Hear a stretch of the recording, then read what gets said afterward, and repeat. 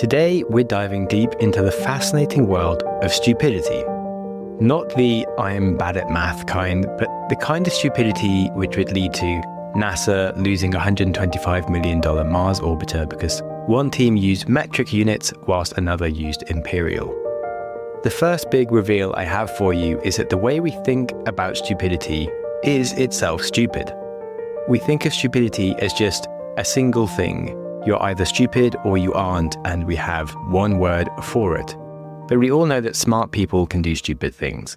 And this is because there are 7 different types of stupidity that affect all of us. And they're not what you think. Some forms of stupidity are actually made worse when you are too clever.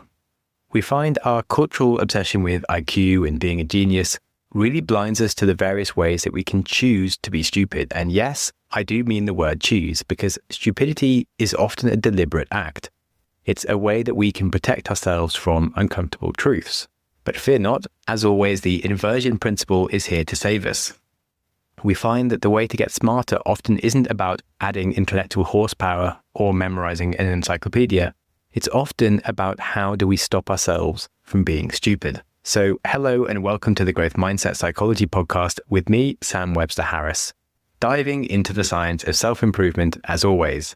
Over the next 35 minutes, I'll break down each type of stupidity, from things like being an overconfident expert to ego-based stupidity. Through the episode, I'll be answering the question, how can we recognize and avoid these mental traps before they derail our decisions, careers, and relationships? Lots to learn, and I'm sure you'll think about things a little bit differently afterwards. So please stay tuned. So we'll start with the start, that is the obvious one I've mentioned. Stupidity as just pure stupidity, which is lack of cognitive ability, lack of brain power, and it is a form of stupidity. It basically pertains to individuals who exhibit deficiencies in cognitive abilities, specifically their capacity to think and reason clearly. Typically, these individuals possess a low IQ, although there are plenty of forms of stupidity that are not just to do with IQ, and they may struggle with tasks such as verbal reasoning tests, puzzles, spotting patterns in data, comprehending nuances of language, or struggle to follow logical chains of reasoning. So when they may be confronted by some complexity in their choices or decisions, they may perceive this as all meaningless chaos and not really understand what to do and just go for the instant option that they feel seems good. Even after receiving clear, repeated explanations, they may struggle to understand the rules of a game or any intricate concept. So learning just poses a significant challenge, and they may learn very, very slowly, if at all. And learning and intelligence are deeply intertwined, which interestingly took AI scientists rather a long time to grasp. Instead of striving to create an intelligent machine from the outset, it seemed better that building a dumb machine that was capable of rapid learning was a much better approach, which is how AI builders now build programs that will absolutely smash people at games of Go, for example, even though they didn't even teach them the rules of Go. They just taught them how to learn and optimize stuff. So why might someone be stupid? Well, genetic reasons, just inherited cognitive abilities of how your brain works, environmental influences such as growing up with a lack of resources or food for brain development, or in a culture that places minimal emphasis on actually learning anything like writing and numbers or critical thinking and learning how to question the bias and work things out for yourself, or having actual information given to you that is just completely incorrect, like being told that the earth is flat or that King John Il is a god, etc. Certainly lead poisoning makes people crazy, and mercury and stuff. And they reckon that the amount of lead that was in America after the war led to a loss of over 1 billion IQ points of the residents of America during that time. Stupidity is basically an inability to spot or identify patterns or follow logical sequences. And it is what we normally think of when we hear the word stupid. And this helps us understand the rest of this, where I'll show where we also have stupid behaviors, but not just due to cognitive ability, but due to other things that cause us to not look for or spot patterns in front of us and make sense of the world around us. So, number 2, stupidity through ignorance. This is also commonly associated with stupidity, and this could be defined as a lack of knowledge or understanding about a given subject. Now, ignorance doesn't directly cause stupidity, but it gives you an inability to necessarily understand directly. And if you don't understand that you are ignorant of something, you're less likely to have empathy or acknowledge that you might even not know what you're talking about. And this is why a 20-year-old might not make a very good politician, because they've never actually been through a financial crisis or a war in their country. And they might not understand the implications of some of the things that they think are good might actually have down the line, etc. But a 20-year-old could still be quite humble and realize that they don't know these experiences and make some good decisions of what to do and just ask help around the things that they're ignorant about and actually be a very good ruler, for example, as has been demonstrated in history. So basically, an individual that lacks a reservoir of experience, skills, or knowledge could struggle to tackle new challenges or complex questions effectively if they find themselves in positions where they should use it, where they should know more stuff, if they aren't willing to learn and they think they already know everything. But you may also be ignorant due to lack of essential tools, frameworks to comprehend the world, skills like verbal or mathematical aptitude, or basic grasp of geography and maps and understanding where the world is and how different parts of it relate to each other and political systems, and actually understanding the economics of like the world, why it works this way, how businesses do business with each other, how countries interact with each other. These are all actually very fundamental, important concepts to really start to understand why your coffee is this price and why some clothes shops work and others don't, etc. It's quite interesting, but it takes a reasonable amount of time to actually know how a lot of this stuff works. And now it was noted by a researcher a long time ago that actually just reading something like a newspaper and having a vague understanding of its content does demand a lot of general knowledge that many of us take for granted if we don't realize how many people don't understand and they just read something and take just the surface level of it. So background knowledge in any domain really serves like a platform. It's like water for a fish to swim in. If you don't have background knowledge, you can't actually understand the things around you. And so a lot of us will behave stupidly around some stuff because we're used to maybe knowing the right answers on some things. And then we'll just read other stuff and we're only given like a small bit of information. We think we already know everything when actually we know nothing about the situation in Iraq, for example. But we've heard one headline and we're like, yeah, we know everything about war and why there's people that are like wasting all their money with this. And we really don't know. And that's one way you can often be stupid, is just making assumptions based on a small amount of information when actually you need a lot of information to be able to understand it. So even people with a very high IQ or other forms of intelligence can really mess up this form of stupidity and make bad decisions or come to bad conclusions and spot patterns incorrectly due to thinking that they know more than they actually do and being rather blind to that knowledge. And that makes you do stupid things. So now, number 3, overconfident expert stupidity. So this relates a bit to the last one and might also be defined as the fish out of water. So as we've seen, that stupidity can come from lack of cognitive ability or lack of knowledge and ability to think critically. That is, of course, incomplete, and there are many other ways. It fails to account for things like the fish out of water stupidity, which is where an individual with a powerful intellect who's accumulated extensive knowledge in several specific domains, perhaps, and would be commonly perceived as intelligent, especially in their particular areas. The problems then arise when they think their intelligence translates into other areas because they're used to being brilliant in everything that they know that they can do, and they just assume that they can do things that they can't do. They'll tend to just take their existing expertise for granted and believe it grants them proficiency across all domains. And you'll see this with several podcasters, for example, who were good at one thing and then they'll just talk about anything else in the world like they know everything they're talking about. And you'll see Jordan Peterson get like some expert on a topic on his show. If he's talking about something that I know about more than he does, he'll just say stuff that doesn't make any sense if you're actually an expert in the knowledge. But because of he thinks he knows what he's talking about, he just comes at it with the same kind of language, the same kind of like, oh, I know everything. And he just really makes himself look stupid if you actually know what he's talking about, which then makes you question if all the other things he talks about are also dumb, and has led me to not like listening to Jordan Peterson as much, as well as all his crazy right wing stuff, which also isn't helpful. Anyway, back to the overconfident experts.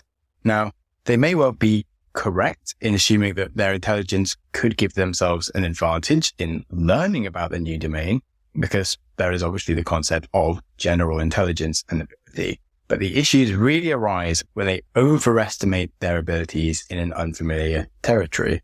And as a result, just makes some very grave errors in judgment. If you look at places like Twitter or podcasting, you'll see scientists, historians with really well-respected academic brilliance making fools of themselves by coming out with stuff that just makes no sense. And they may not even be aware that they've crossed into something that they don't know about, and it really ends quite badly for them. Also, you can look at the example of like the bankers during the 2008 financial crisis. They were just like, right, we run the banking industry. We know how this works. We're not going to cause a problem because we're just making money doing this. We're never going to like have it all collapse in on ourselves. And then the crash happened and they were like, oh, we thought it wouldn't happen. And, just people get out of their field quite easily. So that's the overconfident expert stupidity. And now we have perhaps my favorite one, which trips up lots of companies, political systems, and individuals. And this is systemic stupidity, also known as perhaps rule-based stupidity. When we think about stupidity or discuss it, we often think of stupidity as an individual trait, and we'll label people as smart or stupid. But even among like intellectuals, this can really be quite dangerous because even when you have smart people together, they still can behave quite stupidly. And people have been categorizing people as smart or stupid for years and years. And it's really unhealthy because firstly, I've seen plenty of people with low IQ just make really good life decisions and like play within the realms of their powers and actually just run a good solid business. And you can also see smart people absolutely mess up a business, just constantly trying to do too many things and screw their life over.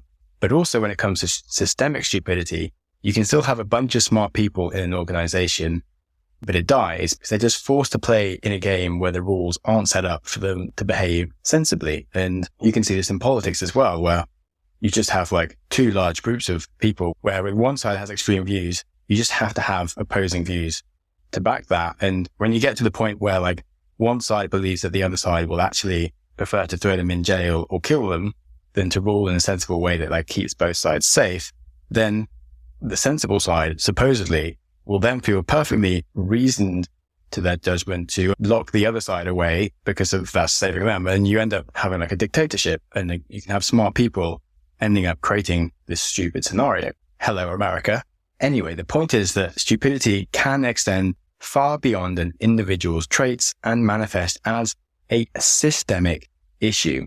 For example, the Romans, although very, very intelligent and the most forward-thinking and successful nation of their period, did fail to make any significant advances in mathematics, which is really surprising when you think about like how good they were at engineering and so many other things. But ultimately, their numeral system really hindered complex calculations. And if you contrast to like the Arabic system and their numbers, which eventually came to Europe in the Middle Ages, that facilitated much easier manipulation, which collectively just elevated the entire civilization's level of intelligence around maths and their ability to do things. And so just the tools and platforms that we use can just keep us enslaved in stupidity, even if you are a person who possesses intelligence. Now, we know the Romans had many intelligent people and really like gave themselves a platform for those intelligent people to do their best work compared to the rest of the world at the time, even though there were, of course, intelligent people in any other nation that may have been coming up against the Romans, but they, of course, didn't get to do very good work either because they were held back by the rest of their nation and the way that their society worked, etc. So if you look into complexity theory, which sounds as fun as it is, it's not just that stupidity is the absence of intelligence or knowledge. It also arises from just persistently using the incorrect kind of algorithms or rules with which the intelligence can be applied. So imagine that you hand someone a Rubik's Cube. You have three possibilities. They already know how to solve a Rubik's Cube and the algorithms to get through it quickly, and they will appear very intelligent. Or they may have learned the wrong algorithms, which would make it really hard for them to solve it, and it will take them like days to work out what they're doing. Or they may just have no idea how to solve a cube, attempt it at random and probably fail. And so you can have a stupid person actually able to solve a Rubik's Cube because they just know how to do it, and an intelligent person who doesn't know how to solve a Rubik's Cube, and it could take them like many days to get there. And just that difference in knowledge and application of some algorithms can really advance how fast something can get done. And if you're in a society or organization where things aren't known or the incorrect tools are used, then you're not going to get very far. At least if you don't pretend to know any algorithms to solve a Rubik's Cube, you might have a chance of getting there. Whereas if you think you've got algorithms to solve it, but they're the wrong algorithms, you're never going to solve it because you're going to keep on applying things and it's going to keep on failing. And yet in normal life, people will really run through their whole lives with the wrong kind of algorithms running, where they just think that what they're doing is going to build happiness, and it keeps on failing to build happiness, but yet they keep on trying it because society tells you that those actions are the things that you should do to become happy, and you haven't worked out how to be happy for yourself because if society keeps on telling you that those are the things that you should do. And it's the same with organizations, people saying you just have to climb the ladder to get to these things, but then you actually aren't necessarily helping the organization if all you're optimizing for is how to climb the ladder rather than how to do your best work or to do the job in that company that makes you really happy. So you just keep on doing it for fun rather than getting to the point where you manage too many people that isn't actually your skill set. So there's lots of faulty algorithms in society, in companies that actually end up pushing clever people to run faulty ideas through their life that make things worse for themselves. And there are just lots of examples of this in ideology and politics that will just lead to cognitive inflexibility, irrespective of which side someone may support, they'll still end up making bad decisions. And this can also lead us to just be attracted to individuals who will tell us some clear stories that sound like they have good chains of reasoning, but actually have some faulty algorithms in what they're selling us, and just leads to things constantly not actually working out how we expect. So in many cases, stupidity doesn't actually arise from a lack of mental material capacity, but often from an excess of mental capacity, but applying that extra mental capacity down chains of logic that don't quite work. And so in fact, the ability to carry the abundance of information allows us to carry concepts in our minds that we can absorb from others that actually aren't helpful. We'll inherit these powerful algorithms of how to be successful that are based on flawed theories and misleading facts and just captivating stories or faulty metaphors just from misplaced intuition somewhere that just keeps on being carried along and just doesn't get fixed. And we'll accumulate this knowledge feeling like we're building solid knowledge within ourselves, feeling that society knows best. And yet actually this systemic knowledge is stupid and it really is unhelpful for us. And it stops us from actually being able to solve our own problems or spot the real patterns in front of us, even though they're there.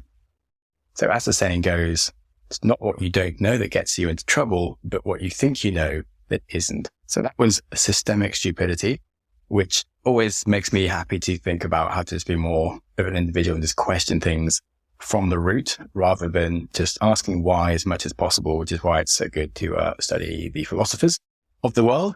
And now let's go into overthinking stupidity, which is perhaps the opposite of being philosophical about everything. Now, overthinking stupidity. So if you've ever read the book Super Forecasting by Philip Tetlock, he's a psychologist who, during his graduate days, witnessed an experiment that shed some light on the peculiarities of human intelligence. The experiment basically put a bunch of Yale undergraduate students, very smart people, against a rat, and what they were trying to predict was the location of food in a simple maze that had two options for the rat to go down or the students to choose from. And basically, the experimenter created a rule that the food was going to be placed either in the left side of the maze or the right side of the maze. And when I say maze, it's really not a maze. It's just a path with a left and a right. And what they did was they say 60% of the time, we're just going to put the food on the left and 40% on the right. And they didn't tell the rat, obviously they couldn't, but they didn't tell the rat where the food would be. And they also didn't tell the students where the food would be. Now, the students tried to come up with a very complex algorithm to work out why sometimes food was appearing on the left or sometimes on the right. They achieved a success rate of 52% that they would guess it right, which is a tiny, tiny bit better than statistical chance, but not that great. The rat, however, basically learned that food normally appeared on the left side a bit more than the right. So the rat just always went left, which meant that it got 60% accuracy. So the rat worked out this algorithm better than the students, which is kind of hilarious, but also shows why that humans just like to overthink things and expect to have something deeper than there really is. Smart individuals often perceive themselves as intelligent. They'll tend to dislike a strategy that accounts for inevitability of errors. So the idea of having a strategy of just always going left, where 40% of the time you're going to be wrong, just doesn't really sit right. You just have to think that there must be a way to predict that, like, there is a way that you can guess left or right each time, even though actually it's just relying on a statistical random number generator that just goes left slightly more. So even when faced with apparent randomness, we'll refuse to surrender to the possibility that something is random. In like our intellectual ambition as a human that's kind of smart will drive us to just try and impose some form of smartness and intelligence on the world, when often there is no such thing as pure right answer. It is just random. So our ambitions for intelligence can lead to insights and innovations, but it can also lead to stupidity and errors, which we will just skillfully defend as the right answers and lie to ourselves. Actually, there is no such thing as like a right answer. There is just some random statistics going on. Once a clever person or a stupid person adopts a mistaken belief, trying to persuade them that they're doing something wrong is a very, very hard task, because if you have some cognitive sophistication in your abilities, you will be able to explain your flawed thinking better and outsmart people in your explanation, even though your explanation is absolute bull crap. But you'll believe it anyway, because you just have this inherent idea that you're probably right and there's something sophisticated going on. Now, this isn't just like mathematical IQ or pattern recognition, but also verbal fluency. When people are very good at just speaking, they can just explain things really quickly and lie to themselves and others around them. And that makes their whole life much worse, even though it's like a useful skill for many other things. Anyone who can eloquently speak off the cuff can usually find immediate explanations to justify their thoughts or their beliefs, and think that like just by speaking these words that it'll sort of magically materialize into truth, even though they can't manipulate the laws of physics in the world around them, but they just think that by speaking they can do these things. Going a bit far down that. Another manifestation of overthinking can be observed in things like products and apps or movies crammed with like so many different things in them, like ingenious features, which actually loses the substance and gets away from like the usefulness of it. So like an app that's got so many features is that it's just bloated and unusable. A movie with so many different plot lines and characters, it's just confusing and unwatchable. Yet as a creator, you often think that like more is better. And we can just really overthink what someone needs and just add more and more things, where it takes a genius like Steve Jobs to really concentrate on simplicity and just be like, okay, what can we hide from everyone, and just like create an app or a product that just has like just the elements they absolutely need and nothing else. And the same, like his work in Pixar is really boiled down stories to just like, what are the things that will give you a magical experience? And that's remove everything that is excessive from this story. In general, this has been something that has been discussed since Socrates around the concept that there is an intricate relationship between human intelligence and its amazing potential to then generate stupidity through its intelligence, but it is just one we have to watch out for. And now on to number 6, emergent or organizational stupidity. Now this certainly does relate into systemic stupidity, but it has a few quirks that are worth talking about. Emergent stupidity is a phenomenon often observed in organizations that make questionable decisions, and it becomes challenging to attribute those choices to any one specific individual, even like in hindsight afterwards. And surprisingly, there might not be any inherently unintelligent people involved in the decision, and often they might all be very intelligent. And if you look at a company like Enron, brilliant people involved, and yet they completely screwed up the business. And stupidity in the context of some businesses can just emerge in the same way that intelligence manifests in the behavior in like a flock of geese or an ant colony, or interactions between cells and synapses in the human brain, very small, simple processes that create something very clever.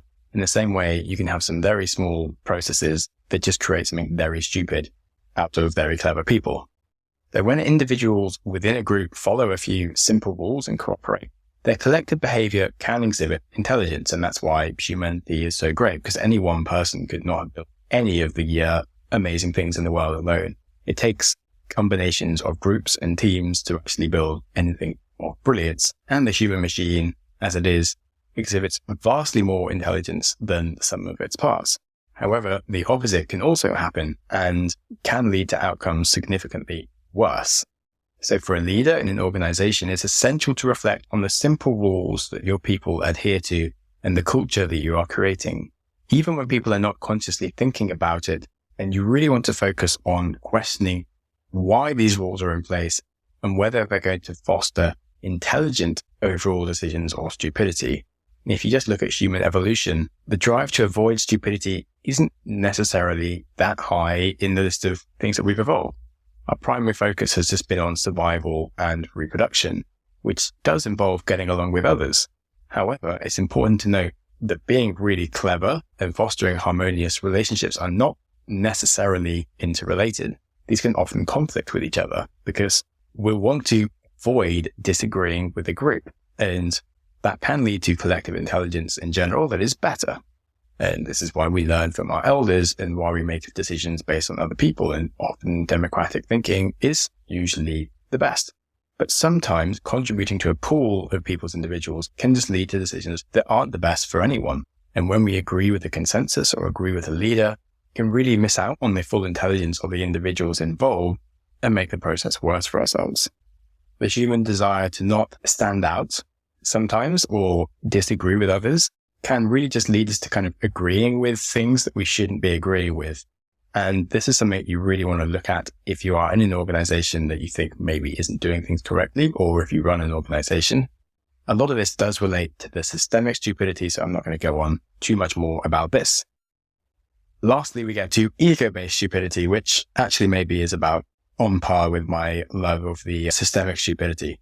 Ego-based stupidity is a fundamental part of the human existence, again, and intertwines deeply with emotions and one's sense of self. Within this category, there are many subtypes as well, but the core principle is that when individuals feel insecure, they're more likely to engage in self-imposed ignorance. And there's no other way to describe this other than self-protection.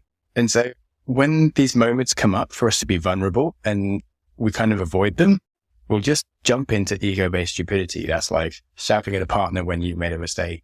That's not telling your organization that you work for that they're being really stupid and just agreeing with everyone else. That's lying to yourself about an investment you made that's losing money and being like, oh, I made a good decision, and always looking at ways to protect yourself rather than just flag that you've been a complete idiot and that you need to do something about it.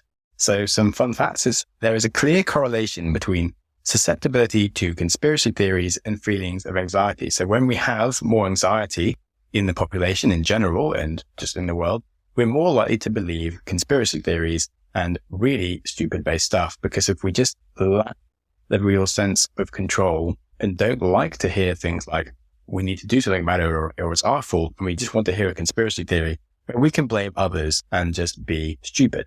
You could see this based around like 2016 when both like the US and the UK became like just engulfed in conspiracy theories around Brexit and Trump, and many intelligent individuals just succumbed to feeling of like helplessness and fear around the whole things that were going on, and just led them to adopt foolish beliefs of these conspiracy theories were going on just because they didn't really want to deal with like the facts.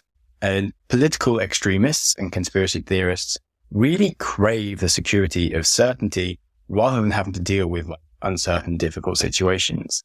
It's not solely like the ideology or conspiracy theory that draws people in, but it's the community that forms around it and the certainty and safety in numbers around believing something that means that you are the problem.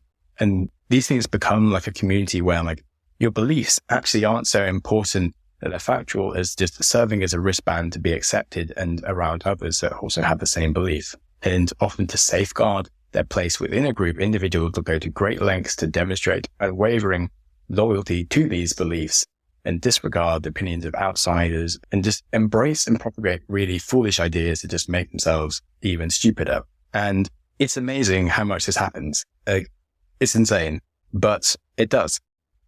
Again, when I mentioned Twitter around experts going out of their area of expertise to talk about stuff, there's also an undercurrent of like insecurity and status anxiety that people have and they'll often go beyond their own beliefs. They just say stuff to fit in and to try and make themselves look cooler. So like on Twitter, there was quite a lot of intelligent people talking about book Sapiens as being a bad book, just because they wanted to look cool and because of other intelligent people had said that it's a bad book. And they were like, well, I'm so intelligent, this that people like, it must be terrible, even though it was just a well-written history book that just made a lot of fundamentally difficult concepts to understand easier. Like there was nothing wrong with the book. People just wanted to look cool and had anxiety, and like their ego made them make a stupid decision. Anyway, that was like an example, but we just become like ego status monkeys where we just want to look cooler and we can't deal with the idea that we aren't as good as we say we are. And places like Twitter just really provides a platform to foster ideological communities and subcultures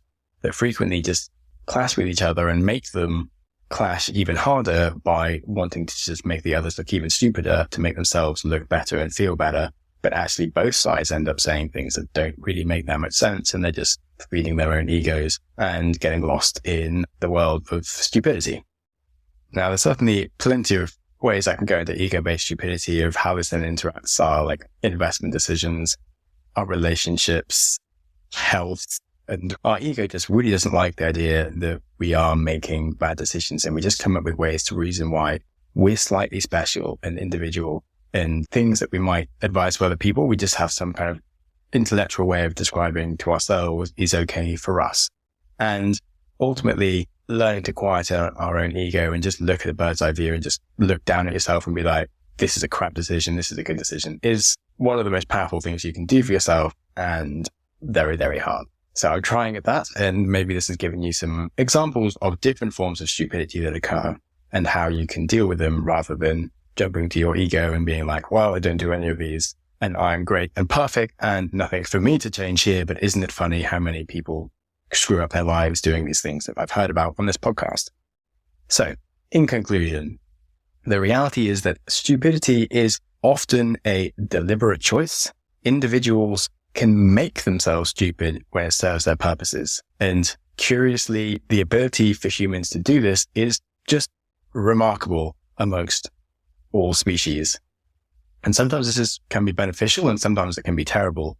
A very influential figure was the English psychoanalyst Wolfgang Bion, whose experiences during the First World War profoundly influenced his ideas. He observed that the way people suppress their capacity for thinking and reasoning during times of conflicts, both figuratively and literally, as they enter into battle, was really remarkable.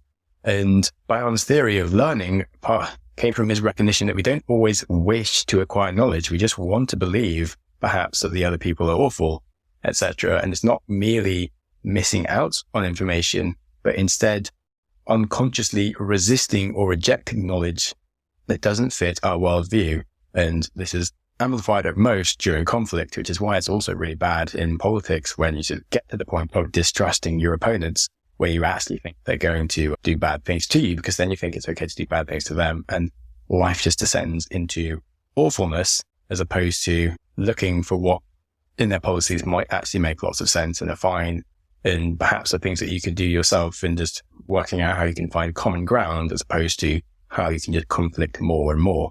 Ultimately, failing to learn from the patterns and experiences around us can create a fear of confronting what we don't know, leading individuals to cling to familiar and comforting heuristics and habits.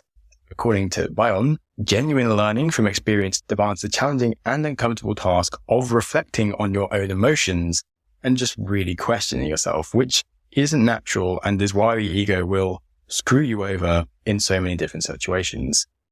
Understanding that perspective, I think, just clarifies the difficulty of understanding your own stupidity and why it's so hard to get. And I started with explaining that stupidity is a thing that isn't just down to intellectual power, and explaining how stupidity appears from just lack of brain power and intelligence, but how so many different ways of being unintelligent can appear, and then summed it up with the fact that like the ego will just always lie to you about ways that you are being unintelligent, and this is the one that you need to solve.